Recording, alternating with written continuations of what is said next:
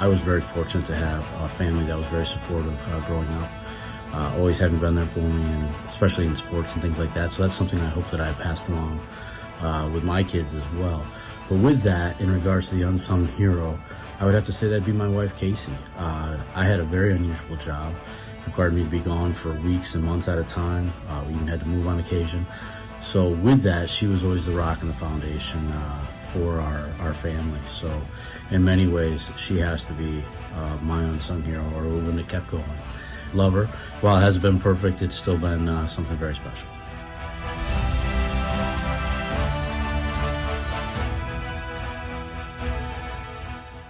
Thank you, Pete, for sharing that. I think we can all, I love hearing just kind of some of your personal stories of unsung heroes in your lives, and we're going to keep bringing those videos. I just heard of another hero he's not in our midst, but I was just talking to Mo this morning, and John is currently on his way to be a hero to someone who had a cat stuck in their kitchen cabinet. And he got a call this morning that he needed to go. So John Bringard is out being a hero as we speak and releasing a cat from a kitchen cabinet. So I saved you from making a video about that, but I felt like he is an unsung hero also this morning. But last week, John talked about consistency and how these heroes in our lives are consistent in their faith. And I thought a lot about that this week and the ways that I'm doing things, and am I being consistent in what I say that I'm doing? And I really tried to challenge myself this week to being consistent in the Word and consistent in my prayer life, and I hope that you guys have too. Today we're going to talk about our unsung heroes that show up. So people in our lives that show up, that do the hard things, that are determined, that put other people first. And maybe you can already think about people in your life that show up. I'm thinking about people in my experience. My family shows up all the time. My parents showed up all the time. And I don't just mean to sporting events. They were there for everything. But someone who really helped in my faith journey was someone by the name of Linda Durfee. And if you've been around Sanford, you know the Durfee family. Linda was someone that when I first started going to church at the end of elementary into junior high, she was a Sunday school teacher. And we only had 4 girls in our Sunday school, but she was an amazing example of someone who shows up. She was there every Sunday, and if my dad couldn't get me to church, she would come and pick me up, and she would host Bible studies at her home. I remember her getting me my first Bible. She was just somebody who was always there. And even as I was thinking about her and talking about her as someone who shows up, it's just, again, when people say God doesn't have a sense of humor or things, I kind of laugh about that. But this week as I was teaching, she works at the Chippewa Nature Center currently, and she is someone who comes into the schools and does lessons. And so as I'm teaching, all of a sudden the door opens and Linda pops her head in and she said, "I just wanted to say hi." So she's still showing up in my life. And so that's just someone who is near and dear, close to me. But I know that you guys have people, and I hope that you can think of someone in your mind today that has just shown up in your life, but also shown up and helped with your faith journey. So one great example in the Bible of someone showing up is the story of Ruth. And maybe you've heard this story before. Sorry, this is the elementary teacher in me, but so just let me, you're welcome. Let me just give you a little backstory on Ruth if you're not sure. Oh, this is awkward because I was just talking about him. Okay, so John, we were talking about you were a hero this morning. Yeah, round of applause. He's like, I don't know what I just walked into. Welcome. Not that we're pointing out that you're here a little bit later, but you were a hero. We talked about rescuing a cat. Is everything good? Okay. Okay, this is one church. So anyways, back to Ruth. So Ruth is the story of redemption and how God weaves his plan through ordinary people. Ruth was a Moabite woman who married a Judean man, okay? after her husband dies, she chooses to stay with her mother-in-law. So they were traveling, and her mother-in-law, Naomi, said, okay, your husband, my son, has died. Just go back to your people. It's okay. She kind of releases her two daughter-in-laws and says, go back to your people. And while the other daughter-in-law decides to do that, Ruth says, no, I'm going to stay with you. So they travel, they return to Judea, and they try to make a life for themselves. There's no men left in their family. Ruth agrees to work in the fields of Boaz, who is a man of high standing, who happens to also be in their family lineage. And not only does she agree to work in the fields, and that's what this picture is, she actually, the people that were working in the fields, she agreed to work behind them. She didn't even want to be in the eye seat. She just said, I will just work behind them. I don't want attention. I'm just trying to make a living for me and my mother-in-law. And so Boaz, the man who owned the property, recognized this, and people were saying, she comes and she does this work. She doesn't want to be recognized. But he recognizes her dedication to Naomi and her hard work and her selflessness, her showing up. And he eventually takes her to be his wife. So I encourage you to go to your Bible today to read more about Ruth. It's a somewhat short chapter, but today I just chose a single verse to share with you that has so much meaning. So in the book of Ruth, we're going to look at chapter 1, verse 16. So this is when Naomi was saying, go back to your people. This is okay. I'll be all right. And Ruth replied, don't ask me to leave you and turn back. Wherever you go, I will go. Wherever you live, I will live. Your people will be my people, and your God will be my God. And that's huge. She was accepting Naomi's people, her faith, and saying, no, I'm not going to turn my back on you. I'm going to stay with you. So she was, again, not only committed to Naomi, but committed to her God. Which is, again, part of the plan, part of how God is weaving the pieces together. She's a great example of how God has a plan for us in our ordinary lives. And we can feel that Christ has called us to live in fellowship with other believers, showing up with other believers. He calls us to love on one another and care for one another, and not only in our homes, but in our church and in our community as a way to show Christ. We must also remember that Jesus showed up for us first. So in 1 John 4:19, it says, Jesus first loved us so we can love others. He first showed up for us. God showed up by sending his son for us so we can love on others. And I think I can speak for John, but showing up is kind of one of the building blocks of One Church.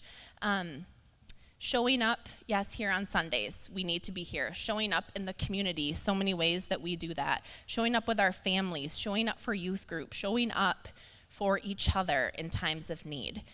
We can show up in the dark hours and just be there for others. We don't have to have all the answers. If you think John and I have all the answers when we show up, we don't, but we just do it. We show up, and we fail often, right? We fail all the time, but we're trying to show up and try to be passionate about that. And again, kind of going back to One Church and the building block is that we talk about having a place to belong, and that means showing up, showing other people that they belong here too. So, like I said, showing up can be scary, and it can be hard and super inconvenient at times because it's unknown, right? I like to have a plan, but sometimes when something pops up, when a cat is stuck in a cabinet, right, we show up, okay? And I think personally, it's hard when it's inconvenient to us. You know, you think about, oh, I've done this all day long. I don't want to show up for one more person. Those are the times when we can lean in and trust that God has a plan in it, that he really is going to provide for us. So again, I want you to think about someone who's shown up for you. Okay, I'm not going to say touch your head when you have your answer. Sorry, I won't weave my second grade teaching into this, but just think about someone who has shown up for you. How has their kindness shown you Christ?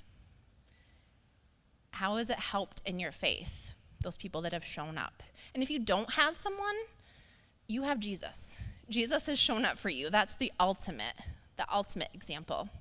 So as we're thinking about this, we're thinking, okay, well, that sounds great, but how can we show up for others? Okay, I'm busy, I have kids, I have a job, I'm showing up for people that I have to show up for all day long. How can I show up for others? And again, it sounds simple to say it, and I know that it's hard, but we're called to do this, okay? So the first way is to be physically present. Make an effort to be there at times. Again, it may take you out of your comfort zone, okay? But God will give you the strength that you need if you ask him for it. Okay, all right, God, I don't want to do this. Change my attitude, change my heart, change my face. Help me to show up, Lord, for this. But just being physically present for someone who's going through a hard time. If you've ever gone through a hard time, knowing someone just to sit by you, how much of a difference that makes. So I encourage you to just be physically present. The second way is to pray for others. Prayer is a powerful tool to help ourselves and others grow closer to God. And in the midst of that, laying our troubles at his feet. We aren't meant to carry them. Our friends are not meant to carry those burdens. And so when we can pray and say, God, I'm giving this back to you. I'm giving this situation back to you. We're reminding ourselves and others that God's in control and he's got this. By showing up in prayer for others, maybe you are praying a specific thing. And here's the thing, they don't even have to always know that you're praying for them. That's the great thing about this. But by praying for others, we're speaking on their behalf. We're saying, I'm going to help carry this burden for you and lay it at Jesus' feet. I've kind of made a little promise to myself in this because it's super easy and you don't have to raise your hand, but it's really easy to walk by somebody and they'll tell you that they're going through a hard time and you'll say, okay, I'm going to pray for you. And you go on, right? I am very guilty of that. It's very easy to say. So I've tried to encourage myself, either if I need to, stop right there and just quickly say a prayer. Or if you're feeling super stepping out of your comfort zone, say, hey, can I pray for you right now? And actually doing it, right? Putting our prayer where we say it is.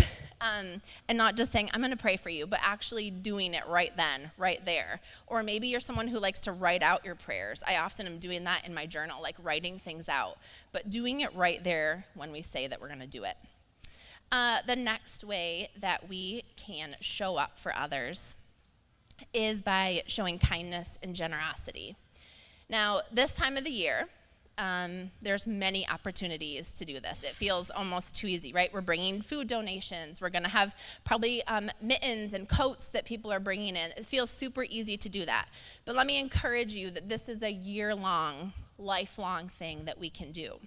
And it doesn't have to be a big, huge act. Just asking someone, how's your day going? And actually mean it, not just saying it to say it, but checking in on someone, texting someone. I won't say call. Do people call people still? I don't know. You could call someone if that feels good for you, or just text them, checking in on them. But it makes a big difference for those that are walking through something. Somebody that needs someone, checking in on them is a huge deal. We can spread kindness and generosity to those in our community, in our world, and also at home, right? I'm saying that too, we have to worry about those at home, but showing kindness and generosity to those around us. And then finally, the last one is to just trust in God's plan. Much like we saw in the story of Ruth, God's plan is never too big, okay? When we show up for those around us, we're carrying out God's plan. And sometimes we may not ever see what that looks like. But God knows, and when we're obedient, he's going to take care of us. We have to trust that he's placed those people in our lives there for a reason, and that he needs us to show up for them in any way that we can. So I just want you to think about, I want you to soak in that person that's shown up for you, and who can you show up for? Who needs you this week, this month, today, to show up? I found this great quote, and this is going to be my take-home point and quote all wrapped up in one. I'm not following John's rules. I'm just making them up as I go. So I found this quote, and it says, great opportunities to help others seldom come along, but small ones surround us every day.